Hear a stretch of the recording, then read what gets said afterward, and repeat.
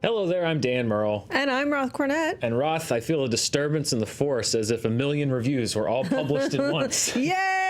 The embargo's down, the floodgates have opened. It is a review-a-palooza. Yes. We thank you for choosing us as one of the 200 that you will watch today. Exactly. Yeah. This is our non-spoiler review for Star Wars: The Rise of Skywalker. We will have a spoiler review later this week once the movie's out. We don't want to ruin anyone's fun, so Roth and I, we're going to give our thoughts on the movie, but spoiler-free. Don't have to worry about us spoiling any big plot points for the film.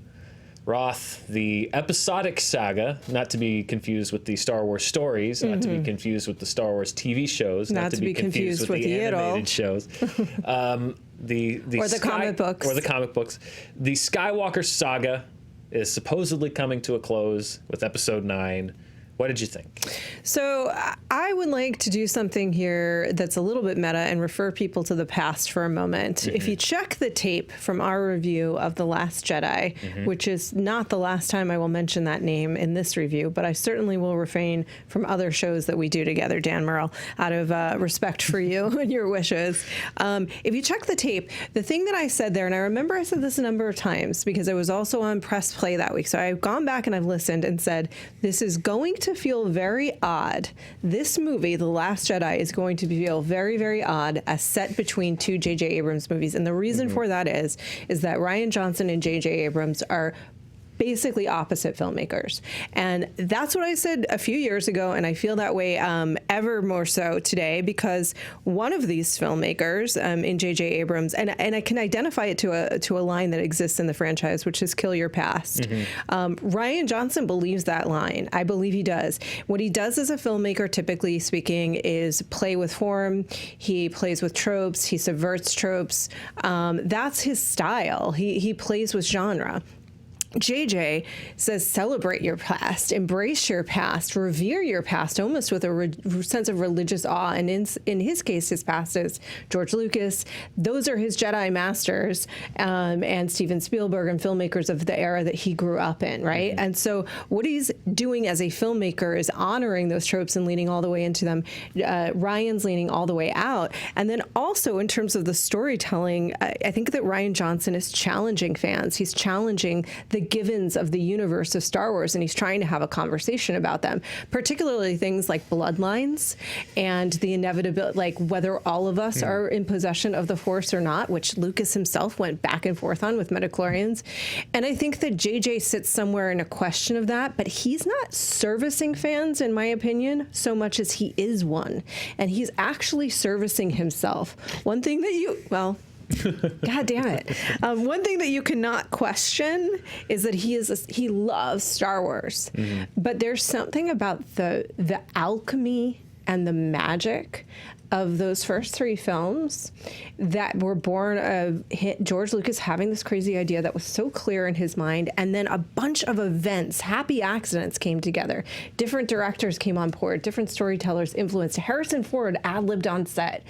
He didn't know exactly where it was going to go, but in the end, he told a whole story that made sense, that was honoring storytelling. Right now, Star Wars is a trap.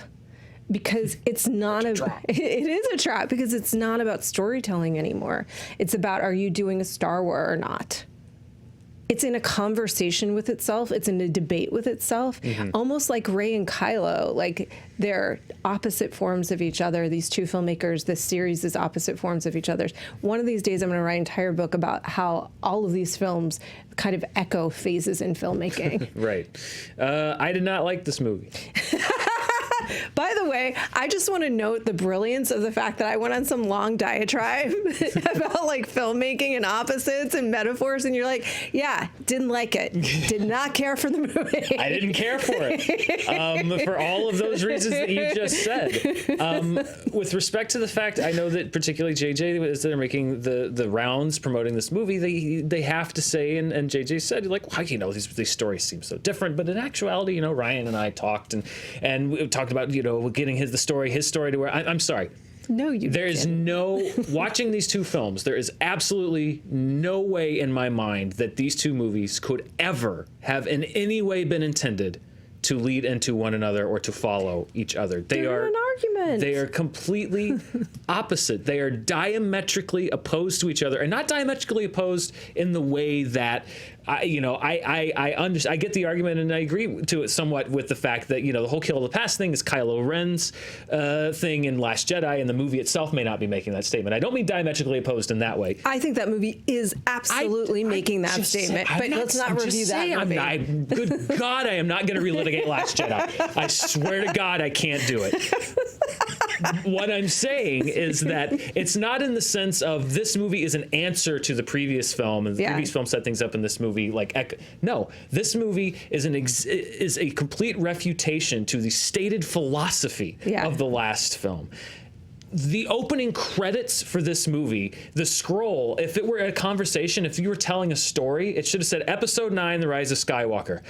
Anyway, and then it starts a story that is completely almost unrelated to the previous story. This is not dialogue-wise, but in my opinion, this is the worst script for any Star Wars movie ever.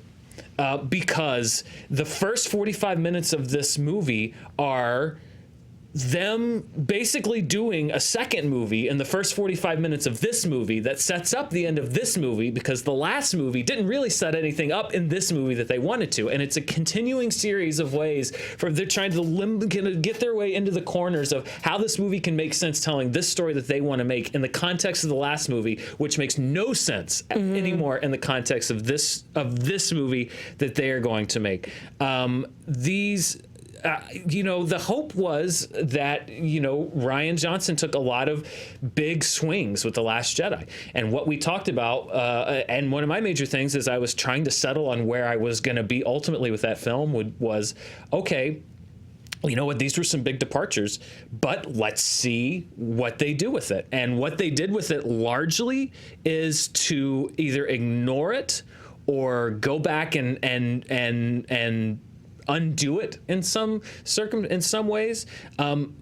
This is not a complete story. This is not a seamless story with the last film.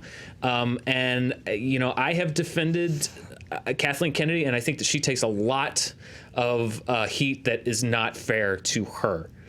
But what I will say now, looking at this entire saga, is the one takeaway that I have now, and maybe with time this will soften a little bit, but I think that this trilogy showed a complete lack of overall creative direction. In the sense that now I looking back now from The Force Awakens to Last Jedi to now this movie, there seems to have been absolutely no roadmap as to what these movies were going to be, where they were going to go, what they were going to be tonally, and it shows. And this movie was a mess for me. It was all over the place. There's a central premise that they throw at you in the first 10 minutes. Mm-hmm. And you either have to go with that, and it's a big jump. It is a big jump as far as this is the world we live in right now. And it's nothing to do with anything in any of the other movies. And you're either going to go with it or you're not. I didn't go with it, and part of it is because it employs one of my least favorite kinds of storytelling, which is when you get to near the end of a story and you say, oh, this was happening all along, but you just didn't know it. Right. That's garbage. To me, that's garbage. I hate that. It's cheap. Retroactively, sort of, this movie I think was very, first of all, I can't imagine the kind of pressure to not only have to finish this trilogy and satisfy the fans, which I think is impossible to do at this point with Star Wars. We've talked about this before, but also satisfy yourself as someone who was a fan and has a lot of reverence for it. But this movie, to your point, the pacing, I saw it twice, and I'm glad that I did, because there's a lot of moments and beats that I really, really enjoy in this film, but I struggle to take them in the first time because the pacing was so fast, which in a lot of ways that works because it moves. It's actually, in terms of the structure, it's very similar. It's faster now because we're in a different era, but it's similar structurally to what Lucas was doing in terms of referencing those serials and kind of of referencing how those serials are structured and the nature of the relationships in those types of stories. And and which can be a little hokey because they're very, very sincere and they're very, very optimistic and they're very, very heartfelt. That's something I love about the original trilogy. It's unabashedly so. Yeah. It's about friendship, and things like that. And so the moments where I think that he was able to have fun with that and employ a lot of humor was great. But for example, the relationship between Rey and Poe and Finn, we didn't have enough time really to invest in them over the course of these 3 movies because there was no cohesive vision throughout, because it was so scattershot about who was spending time with who, and because who they were to each other wasn't clear. Versus the original trilogy, you really got to know those characters and their relationship. It was very clear. The strongest relationship in this series is Kylo Ren and Rey. And I think that movie works with that relationship very well, and some of the best moments happen with that relationship. But the problem for me is that a little bit, I think it's trying to have its cake and eat it too. It's trying to satisfy all of the things that JJ thinks belong in a Star Wars movie, but then also do something in opposition to that. Yeah. And he gets the last word. He gets the last word. It's him and Rian Johnson, and JJ gets the last word. He does, but I think the script, which he co-wrote, also, I think, leans into his worst instincts as a filmmaker.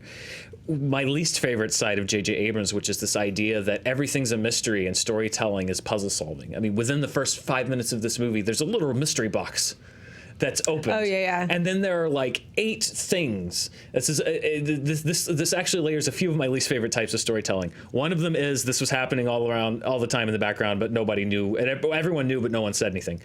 The second one is you got to get the thing to get the thing to find the thing to find the guy to get the thing to go to the place. I believe that we call that a MacGuffin Russian doll. Yes, this was 8 Russian dolls worth of 15 MacGuffins that take up half the runtime. And when you get there, usually they don't even matter. To me, that's time wasting. When you should be really kicking. This is the culmination of a 9-episode, 40+ year saga, and you're wasting time going on errands to find things that some of them it's ultimately doesn't matter. It's just an excuse to get characters to go places. Like that is storytelling, but it's not very good storytelling in my mind. There's a lot of scenes in this movie of like walking around or flying around in the husks of old stuff from the original trilogy. It's a metaphor. The wreckage of old stuff, but I feel like it's not. I feel like JJ thinks it's a metaphor, but as you said, he has such reverence for these original movies. It's like he's got rose-colored glasses on. No pun intended. Doesn't matter because she's barely in the movie. It's like he's got rose-colored glasses on, and in his mind, the Imperial throne room is fresh and new and sparkly, and to us, it's like this old, creaky, rusty thing that happened 30+ years ago, but this movie is just like, oh no, we want to bathe and it's like, no, like we are thirsty. Like that was the first movie, right? For me, certainly. By the end of the first movie, I was re-immersed. I'd been reintroduced to all of the iconography and stuff. My beak was wet with Star Wars stuff, and I was like, what else have you got for me? And this, you're going back to just the idea of like, it's not just that it's tonally inconsistent with Rian Johnson, it's just like so lazy at sometimes. Like there's literally things that are in there just because it's like fans have been saying it on the internet. Like there's a moment where someone walks up to somebody and gives them something and just goes, here you go. Apropos of nothing, no reason for that character to have had that item, no reason for the other character to receive that item other than this is a thing that people have been saying in Usenet groups and on the internet and on Twitter for 40 years. So we're just going to put it in the movie. Like that's lazy. It's cheap and it's lazy. And the same studio put out a movie this year with Avengers End Game. That was the end of a saga that managed to fit in a lot of references to the previous films, but at the same time feel like fresh storytelling. And this movie felt nothing like that for me. I did not feel satisfied as a fan, to be honest. I felt pandered to.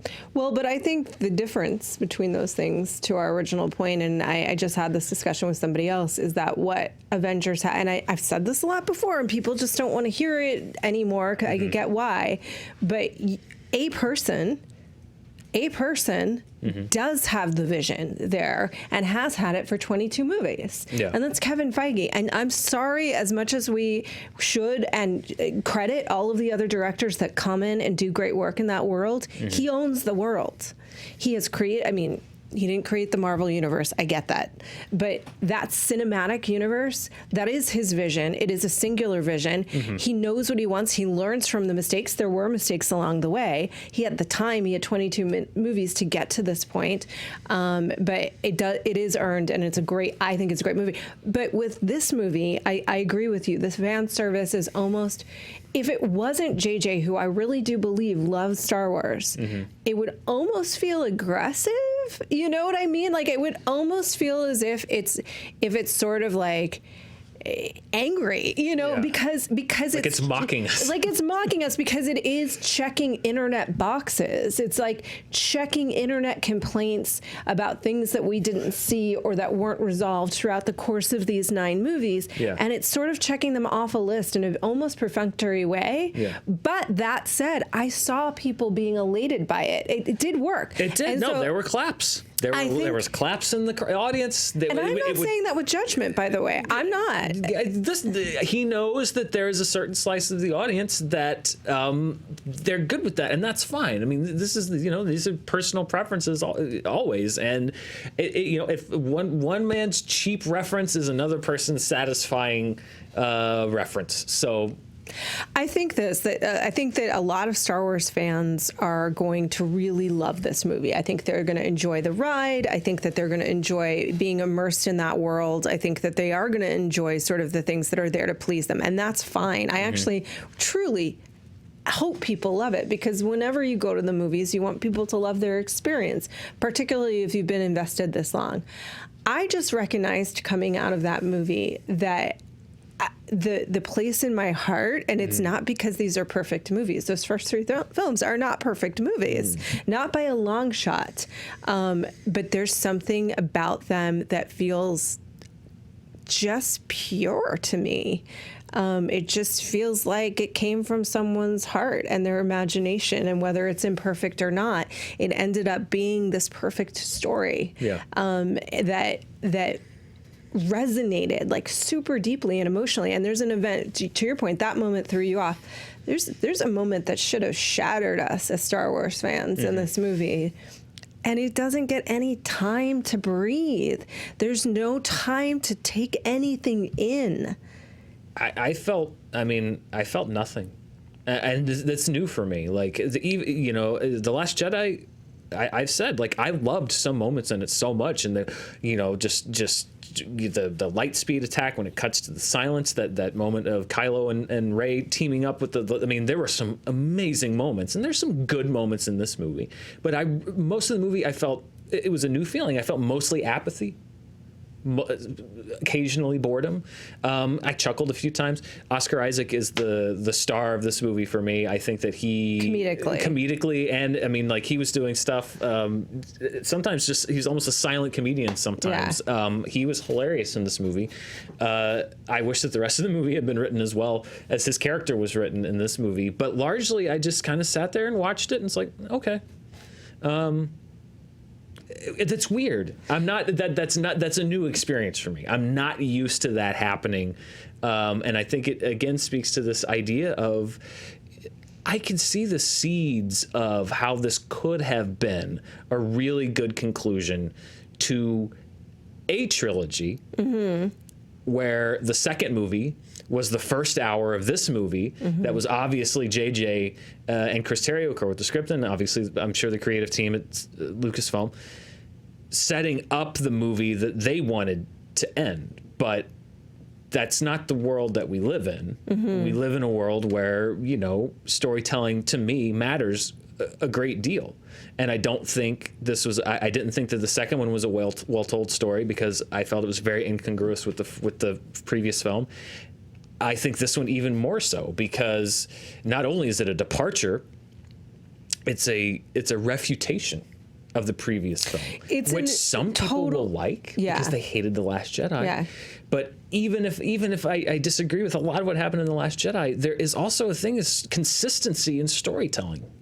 And this franchise has had a sore lack of it in this new era. It has, and if you loved The Last Jedi, I can pretty much guarantee you will hate this movie. Like a lot. Yeah. If you hated The Last Jedi, there's a strong possibility that you'll really enjoy this film. But there's also a possibility for nuance within that, and that's where I land. I feel like, particularly on the second viewing, the first half of the movie I find really enjoyable. There's a lot of really fun moments. There's a lot of things that feel very iconically Star Wars-y to me without feeling too fan servicey, because they're largely dealing with the new characters. And then there's an event that happens, a twist that occurs towards about the second half of the movie. Which I think you're saying would have been the end of the middle movie in your narrative of how this could have gone. And then from that point on, there's a series of events that occur, and that's where the bulk of the fan service happens. Not all of it, but a lot of it, that are just don't work for me. And upon second viewing, the first half worked a lot more and the second half worked a lot less, because I was able to pay attention to both just a little more closely. Yeah. And it was very disappointing because moments within that really worked. Yeah, there's some great moments. There's some great moments, particularly between, I think, the characters, between, I wish we'd had more time with them, but between Finn and Poe and Rey, in which Poe's being very funny, and between Rey and Kylo, in which, if they had gone a different way, there would have been an amazing opportunity to tell an incredibly relatable human story about things we all struggle with, which I think is what Star Wars has always been best at. Yeah. Always been best at that. Things we all struggle with. And Luke was a little brat, right? Like, he was just a little asshole. And then he was. I want to go to Falcon Murders. That's how we meet him. Yeah. That's the journey, man. Yeah. You know, he's got to like battle all that and become a human adult person. That's what we're all struggling to do every day. But because it doesn't commit, and then in the final analysis also doesn't commit fully to being a movie in the vein of Star Wars fan service, it does a thing at the end that doesn't even commit to that, ultimately. I was left disappointed because what was on the table, the potential, I thought was so high. I thought you could have taken what happened with the previous film and run with it and done something really unexpected. And for me, this was in my head when I played out the different scenarios, because, you know, I'm a critic, but critics are the biggest movie fans that there are. So I thought about this movie. What could it be? I didn't take that into the theater with me, but, you know, I'm always thinking about possibilities. This was, for me, the worst case possibility in my head of what this movie could be. I don't think it's one of the worst movies of the year, but I was also disappointed by it. I just feel like an overall lack of knowing what to do ultimately cost this saga its direction, and that's a shame, because, you know, these aren't one-offs. You don't get another chance to go back and do this again, but I'll always have The Force Awakens, which to me was the best combination of both types of... I unabashedly loved it. I love The Force Awakens. I still love The Force Awakens. And I'll just watch that one and then pretend like the sequels never came out. Well, I guess, again, I think I'll give it another shot and see how I feel, because, and by the way, in the final analysis, this is one movie of how many hundreds that came out this year. Right. I get that it's a bigger deal for all of the reasons that it is, but it's still just one of the many, many movies that will come out this year. That said, I think there was something in terms of the resolution for the original characters that we didn't get, because the creators couldn't decide what they really wanted them to have been in their lives. Yeah. So they didn't choose, and so we're left a little unsatisfied there. But then for these new characters, particularly for Rey, there was something so rich in the possibility of where they were taking her.